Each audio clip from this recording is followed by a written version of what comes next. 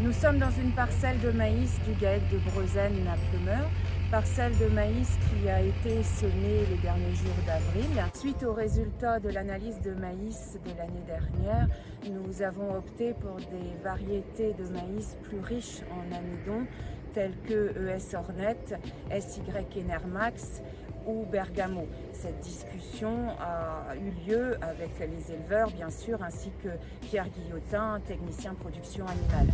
La semaine dernière, nous avons réalisé un test de matière sèche qui était à 30%, et c'est pourquoi donc, le maïs, l'ensilage de maïs a été déclenché cette semaine.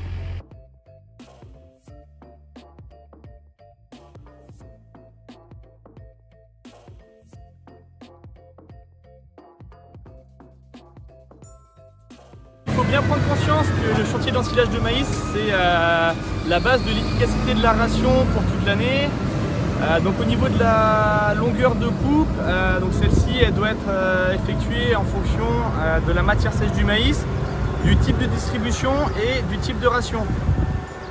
Au niveau du grain, il n'y a pas de question à se poser, donc il faut qu'il soit pulvérisé, autant pour la digestibilité du maïs que pour la transition alimentaire. Le chantier d'ensilage de maïs, que ce soit pour l'éleveur ou pour le technicien, donc c'est une journée importante parce qu'au niveau du maïs, ça va avoir un impact sur les quantités apportées et sur les complémentations qu'il va y avoir après en azote ou au niveau des supplémentations.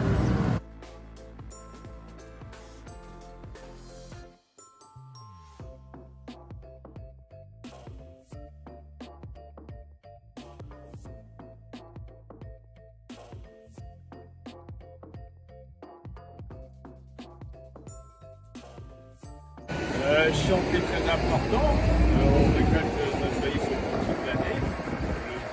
L'un des plus gros problèmes est de cerner le bon stade de récolte.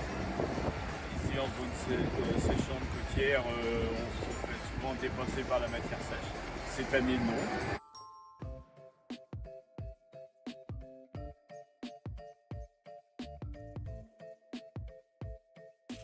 Le débit de chantier va être géré par le détenteur. Arrivé à un moment, si on est débordé, la machine est obligée d'arrêter. Là, on n'a pas le droit à l'erreur. Il faut étaler ça convenablement et bien tasser les bords. On est à deux à tasser, un gros tracteur et un télescopique pour tasser les bords des murs. Demain, dans la matinée, le bâchage va commencer. Donc, on va bâcher avec une bâche neuve, une bâche en deuxième année, et on va protéger le temps pour le risque de faire enfermer les oiseaux par des poils. Et on mettra des boudins tout le tour et tous les 10 mètres au travers.